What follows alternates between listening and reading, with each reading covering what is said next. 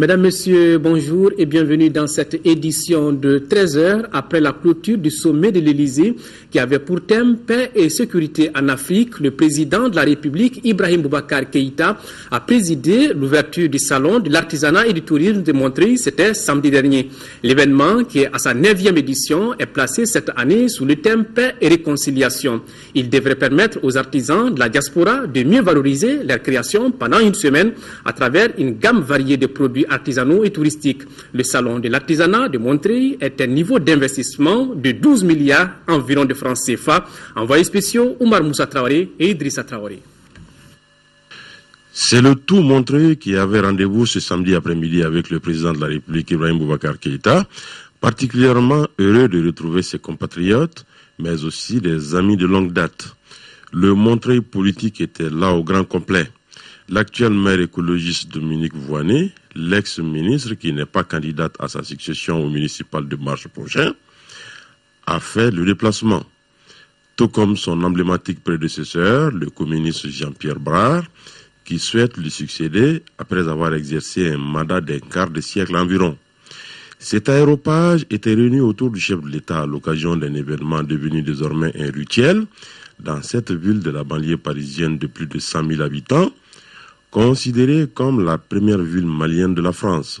Il s'agit du Salon de l'artisanat et du tourisme de Montreuil. L'édition 2010 a rapporté la somme de 160 millions de francs CFA aux artisans maliens. Le tourisme malien, dont le fondement est la culture, a réalisé une croissance continue de ses indicateurs de 2002 à 2011. Pour atteindre un niveau d'investissement estimé à plus de 12 milliards de francs CFA et des recettes évaluées à 100 milliards de francs CFA pour près de 20 000 emplois créés directs et indirects. L'édition de cette année, 9e du genre, a pour thème paix et réconciliation. Pendant une semaine, une soixantaine d'artisans exposeront leur savoir-faire et tenteront de nouer des relations d'affaires avec de nouveaux partenaires en vue de booster davantage ce secteur en bonne santé dans cette ville malienne de la France. Le chef de l'État, qui ne pouvait pas ne pas échanger avec ses compatriotes, a saisi cette occasion pour les entretenir des nouvelles du pays. Il a ainsi développé certaines questions de la vie de la nation qui lui tiennent à cœur. La lutte contre la corruption et la délinquance financière, la lutte contre l'impunité, la construction d'un État impartial et d'une nation arc-en-ciel, entre autres, ont été abordés. Sur un tout autre chapitre ici à Bamako, après le premier tour des élections législatives, le ministre de l'administration territoriale a rencontré hier à son département les préfets du Mali. Cette rencontre avait pour but d'analyser les difficultés rencontrées lors du premier tour et discuter des stratégies pour améliorer les chances du 15 décembre prochain. Reportage Abdraman Maïga. 3 sujets étaient au centre de la rencontre entre le ministre de l'administration territoriale et les préfets des différents cercles du Mali. Le premier sujet était relatif à la neutralité des représentants de l'État aux élections législatives. Le ministre Moussa Senko Koulibaly a rappelé à ses interlocuteurs le rôle de l'administration dans la réussite de ce processus électoral. La réussite de ces échéances électorales est la base de la stabilité du pays et surtout une porte de sortie de la crise que notre pays a connue. Notre administration est neutre et impartiale. Nous ne défendons aucun parti. Nous ne défendons aucun candidat. J'insiste lourdement là-dessus. L'administration est totalement neutre dans cette élection. Le second sujet à l'ordre du jour de ce face-à-face entre le ministre et les préfets concerne la bonne organisation matérielle du second tour de ces législatives. Selon le ministre, même si ces élections ont été jugées satisfaisantes, des insuffisances demeurent en la matière. Nous devons être vigilants. Les problèmes de sécurité, ce n'est pas uniquement à Gao, à Kidal ou à Tombouctou, mais c'est dans toutes les régions, dans toutes les localités. Pour gagner ce pari de ce deuxième tour prévu le 15 décembre prochain, le ministre Moussa Senko Koulibaly a invité ses interlocuteurs à sensibiliser davantage les électeurs et à bien former les agents électoraux. Le collectif des groupements intervenant dans le domaine de l'assainissement au Mali était face à la presse, c'était samedi dernier. La rencontre visait donc à partager avec les hommes des médias les recommandations de l'atelier sur la politique nationale de l'assainissement tenu le 23 et 24 octobre 2013. Parmi ces recommandations, on peut retenir la réalisation de dépôts de transit de décharges fines à Bamako et dans toutes les capitales régionales. C'est ce que nous dit Moussa Fani. L'assainissement est un enjeu majeur au Mali. C'est pourquoi les collectifs de groupements intervenant dans l'assainissement dans notre pays a partagé avec les journalistes les recommandations issues de l'atelier tenu le 23 et 24 octobre dernier sur l'analyse de la politique nationale d'assainissement. Concernant les 19 points de recommandation, les différents points sont transmis déjà au niveau de la direction régionale de l'assainissement. L'intérêt de ces 19 points, c'est de nous préparer sur la revue éventuelle que l'État doit engager dans les années à venir pour la révision de la politique nationale d'assainissement. Les responsables de COJAM souhaitent l'accompagnement de l'État pour la sécurisation des sites de dépôt de transit dans la ville de Bamako. Le message auprès des autorités, c'est d'abord de sécuriser quand même les dépôts de transit qui sont identifiés dans le district de Bamako pour que les GIE d'assainissement puissent avoir des sites de dépôt des ordures ménagères. Les recommandations issues de l'atelier de la politique nationale d'assainissement du Mali sont entre autres encourager la séparation des déchets et les tri séparatistes dans les ménages et au niveau de la décharge. Créer une structure de gestion et de suivi des activités des GIE dans les communes. Des organisations de la société civile déjà impliquées dans la lutte contre l'accaparement des terres au Mali conjuguent leurs efforts. Les responsables de ce groupement ont organisé vendredi dernier une conférence de presse. Objectif, informer les journalistes sur ce phénomène. Compte rendu, Chakoumaar Sangari.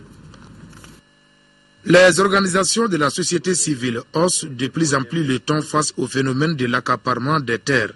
5 d'entre elles se sont regroupées au sein de la convergence malienne contre les accaparements des terres. Il s'agit de l'AOPP, la CAD Mali, la CENOP, la LJDH et l'UACDD. Ce phénomène est un phénomène extrêmement pernicieux, mais extrêmement grave, mais qui est fait par des gens extrêmement puissants, qui ont des grands moyens. Donc il faut qu'on mette nos moyens, nos ressources ensemble, nos forces ensemble pour qu'on puisse mieux informer, qu'on puisse mieux défendre nos membres qui sont victimes. Les responsables de ce consortium étaient face à la presse pour dénoncer la pratique de l'accaparement des terres qui prend des proportions inquiétantes dans notre pays. Les conférenciers ont mis l'accent sur 3 cas dans la région de Ségou. Le cas de Sanamandrougou, et le cas de Sansandeng, le cas de Sanamandrougou, bien vrai que les autorités disent que oui, d'autres ont accepté, d'autres ont refusé. Sanamandrougou, c'est plus de 200 et quelques familles. Il n'y a que 7 familles seulement qui ont suivi un village et qui ont vendu leurs terres. Du cas de Sansandeng, c'est 33 villages, 10 hameaux qui sont menacés d'accaparement des terres. Pas de sécurité alimentaire sans sécurité foncière. C'est le slogan de la convergence malienne contre les accaparements des terres, CEMAT. Amnesty International Mali, à travers son projet d'éducation aux droits humains, a initié jeudi dernier une causerie débat sur les droits des personnes en situation de handicap. C'était avec les élèves de l'Institut national des aveugles du Mali. Cette causerie s'inscrit dans le cadre de la célébration du 3 décembre, Journée internationale des personnes en situation de handicap. Reportage Nouhoum Sissoko. L'éducation des personnes en situation de handicap demeure une préoccupation des autorités. C'est pourquoi des écoles spéciales ont vu le jour dans notre pays pour les besoins d'éducation de ces personnes. Mais à l'Institut national des aveugles du Mali, les apprentissages ne se font pas sans difficulté. Il y a plus de 200 pensionnaires, dont il faudrait qu'ils mangent le matin, à midi et la nuit. Il y a quelques bonnes volontés qui nous aident, mais cette aide-là est de courte durée. L'Institut des aveugles suit le programme national, mais la méthodologie et le matériel sont adaptés au handicap. Malheureusement, l'acquisition de ce matériel n'est pas à la portée de tous les apprenants. Les maîtres nous ont dit qu'une tablette s'achète au minimum 25 000. Moi, j'ai un ami voyant, ses parents l'achètent 10 cahiers. Ces 10 cahiers, elle peut l'utiliser durant toute l'année. Bon, moi, on me donne 800 feuilles. Ça peut même pas faire le premier trimestre. Pour aplanir certaines difficultés, l'administration scolaire et les élèves en appellent d'abord au pouvoir public. Nous demandons seulement du côté des gouvernants un peu de volonté politique par rapport au droit à l'éducation des personnes en situation de handicap. Et ce qui dit droit à l'éducation, il faut le minimum d'accompagnement. Il est à noter que l'Institut national des aveugles du Mali a formé des élèves qui occupent actuellement des postes de responsabilité dans l'administration malienne. Partager avec les organisations de la société civile, les autorités et les partenaires les résultats d'analyse des données budgétaires collectées dans les communes de la région de Ségou. C'est l'objectif d'une rencontre initiée par le groupe de suivi budgétaire dans la capitale des Balanza. Compte rendu, Fousseini Samaki. Le groupe de suivi budgétaire, dans sa dynamique de contribuer à la bonne gouvernance budgétaire publique, organise cette rencontre pour informer les citoyens des résultats de l'analyse des données collectées, recueillir les propositions d'amélioration du traitement et d'analyse de ces données. À travers cet exercice, le groupe suivi budgétaire souhaiterait une plus grande implication des autorités administratives, politiques, dans le financement efficace et efficient des secteurs de l'éducation, de la santé et de l'hydraulique dans les différents budgets des collectivités. La mise en place d'un cadre formel de dialogue entre les services techniques déconcentrés de l'État, les collectivités et la société civile. Les représentants des différentes communes des cercles de la 4e région pourront ainsi relayer les propositions, les critiques et suggestions relatives au recouvrement des recettes, le fonctionnement des écoles, des structures sanitaires, entre autres. Vous conviendrez avec moi qu'une utilisation adéquate de ces différents instruments peut contribuer fortement à l'amélioration et à la modernisation de la gouvernance budgétaire des communes, ce qui s'inscrit en droite ligne des priorités gouvernementales. Le groupe de suivi budgétaire, à travers cette initiative, implique les communes de sa zone d'intervention dans les processus budgétaires pour une bonne gouvernance publique réductrice de l'inégalité et de la pauvreté. Après Ségou, direction Mopti, la Venise malienne, là-bas, l'ONG Action Mopti et ses partenaires, l'UNICEF, la Direction nationale de l'assainissement et du contrôle des pollutions et des nuisances et la commune rurale de Dialasagou, dans le cercle de Bankas, ont procédé à la cérémonie officielle de certification des villages de Sokoro, Kanda, classés premiers, et 7 autres localités. Ces villages s'engagent à adopter certaines règles d'hygiène. Reportage Aminata Touré. Cette cérémonie consacre la certification officielle du village de Sokoro-Kanda, classé premier, et 7 autres villages de la commune rurale de Dialasogou dans le cercle de Bankas. Elle rentre dans le cadre du projet Assainissement total piloté par la communauté, un projet qui a pour objectif de contribuer au développement durable et à l'atteinte des objectifs de développement pour le Mali en matière d'hygiène et de l'assainissement. Action Mopti a été retenu par l'UNICEF pour accompagner 9 villages de la commune rurale de Dialasagou. Je me réjouis aujourd'hui du résultat atteint. Rendre Sokoro-Kanda et les 7 autres villages propres de la commune de Dialasagou est devenu une réalité. Investir dans l'assainissement peut endiguer le développement des maladies, accroître les revenus familiaux, aider à préserver l'environnement et à améliorer la dignité humaine. Les femmes et les jeunes, à travers des témoignages éloquents, s'engagent à soutenir le programme, ce qui n'a pas laissé les autorités communales, sanitaires et administratives indifférentes. Je sais que nous pouvons compter sur la disponibilité, l'engagement, la détermination de tous. La signature des certificats leur est remise aux chefs des 8 villages ayant atteint le statut de fin de défécation à l'air libre, et la coupure du ruban symbolique ont mis fin à la cérémonie. La réfection des routes de la ville de Caille est désormais une réalité. Les tronçons allant du rond-point Shell à l'hôpital Fousseini Daou de la voie express de la direction régionale des douanes ont été rénovés. Kansoutou Kanouté a fait un tour en ville, suivant son reportage. Le gouvernement, à travers le ministère de l'Équipement et des Transports, a répondu favorablement aux requêtes des plus hautes autorités de la ville de Caille. En effet, la réfection des tronçons allant du rond-point Kasso, plus connu sous le nom du rond-point de la station Shell, jusqu'à l'hôpital régional Al-Foussein Dao, et de la voie express du rond-point Harlem jusqu'au niveau de la direction régionale de la douane de Caille, ces travaux en constituent une belle illustration. Pendant l'hivernage, le passage était un calvaire. Il y avait 3 caniveaux qui se croisaient ici. La route n'était pas bonne. Pour amener un malade à l'hôpital, c'était un problème ici. Ça nous économise le temps pour ne pas faire le va-et-vient dans les trous. Auparavant, on traversait cet endroit quand il y avait des rails. Aujourd'hui, les rails ont été enlevés pour en faire un rond-point et nous en sommes très fiers. Ça a rendu la ville très coquette. Nous sommes tous les jours assis à notre siège. Quand les voitures passaient, on avait la peur au ventre. Maintenant, nous ne nous rendons plus compte du passage des véhicules, tellement que les routes ont été bien faites. Le toilettage des routes de Caille relève de 2 programmes. D'abord, dans le cadre du projet Sandare Caille d'Iboli, c'est un entretien périodique. Donc, dans le cadre de ce programme, de la réalisation de ce programme, donc la section urbaine de Caille a bénéficié d'importants investissements. Au niveau du carrefour également, le principal carrefour de Caille, il y a eu également des investissements très importants. Dans le cadre de ce projet, vous avez constaté que le sol support a été bien aménagé. La ville de Caille fait frontière avec 3 pays voisins, ce qui implique un trafic très intense au niveau de la commune urbaine. L'entretien du réseau routier d'une si grande envergure est très salutaire. L'entretien à ce stade-là, vraiment, nous va droit au cœur. Quant à la participation de la mairie, on intervient surtout en amont des travaux pour sensibiliser la population, et notamment les transporteurs routiers. Donc pour ce qui concerne les dispositions, nous avons déjà commencé, et avant les travaux d'entretien, nous avons commencé le curage le long des routes concernées par l'entretien. Nous sommes en train de continuer avec le curage. On va poursuivre jusqu'au 31 décembre. Ensuite, il y a une seconde phase qui est prévue pour le premier trimestre 2014. Le chef de l'exécutif régional a remercié le département de l'équipement et des transports qui a bien voulu appuyer les efforts de réfection des routes.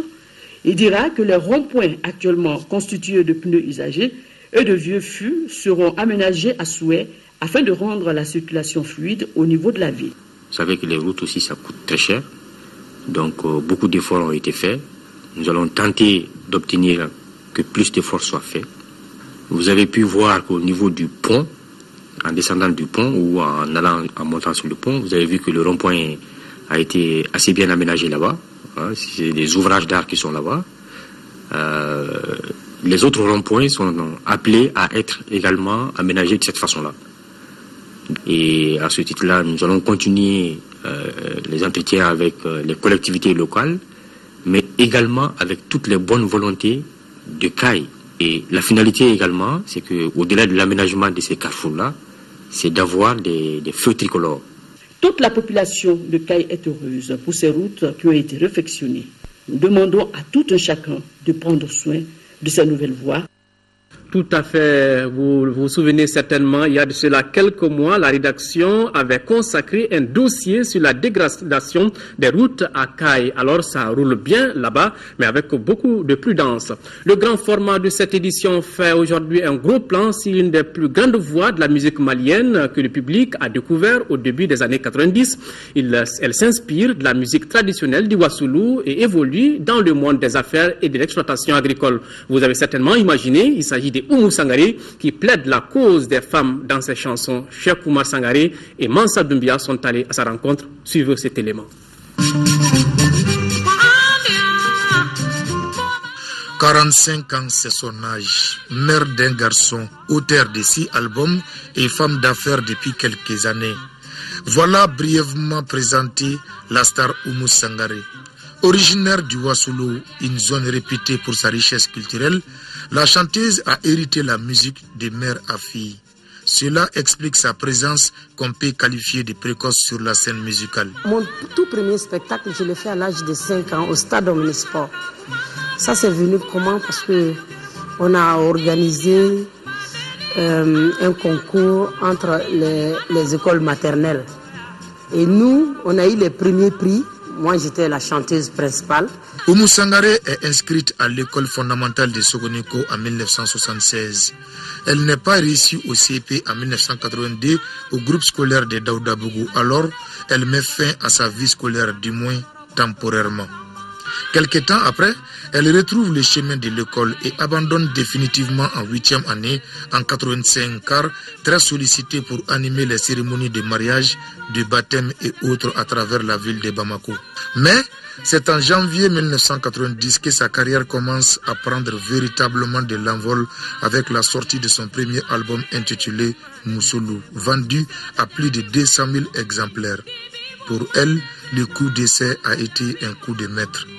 3 ans plus tard, elle met sur le marché discographique un autre album, Bifrou. Ensuite, Denko en 1996, Ballon en 2002, Laban en 2003 et Kunandja, son dernier album en date, sorti en 2009. Depuis, l'artiste continue son ascension inspiré par les folklores de sa région d'origine, Sikasso. Je suis très attachée à la tradition, c'est ça qu'on a, c'est ça qui nous appartient, c'est ça qu'on peut montrer au reste du monde.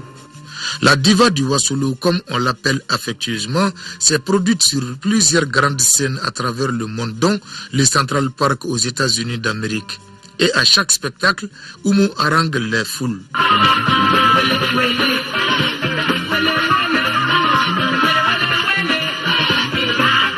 Au-delà de la musique, Oumou Sangaré est une femme d'affaires. Elle investit dans le secteur de l'hôtellerie et est concessionnaire d'une marque de véhicules qui porte son nom. Oumou dispose également d'une fondation qui porte son nom, dont l'objectif est de venir en aide aux démunis. Ambassadrice de la FAO, la fille d'exploitant agricole qu'elle est, Oumou Sangaré a un verger de 10 hectares dans les fermes de Baguineda. Une manière pour elle de contribuer à l'autosuffisance alimentaire dans son pays. À la saison de pluie, on cultive beaucoup de maïs. Je fais l'élevage des poules pondeuses. Je fais des bœufs. Je fais des oranges. Je fais beaucoup de choses. Je fais même un peu de l'élevage des poissons. Combattante pour les droits des femmes et de la famille, l'artiste Oumou est convaincue du rôle de ses sœurs dans la société malienne. Elle lance un appel à toutes les femmes du Mali en général et celles de la 8e région en particulier pour la paix. Moussoyo, Mali kono moussoyo, farafina moussoyo, faso barakadi. Son talent lui a valu plusieurs distinctions, dont le prix UNESCO en 2001. Elle est aussi commandeur des arts et lettres de la République française depuis 1998. Toujours active, Oumou Sangaré prépare un nouvel album en duo avec son compatriote Cheikh Tidiane Seck en France.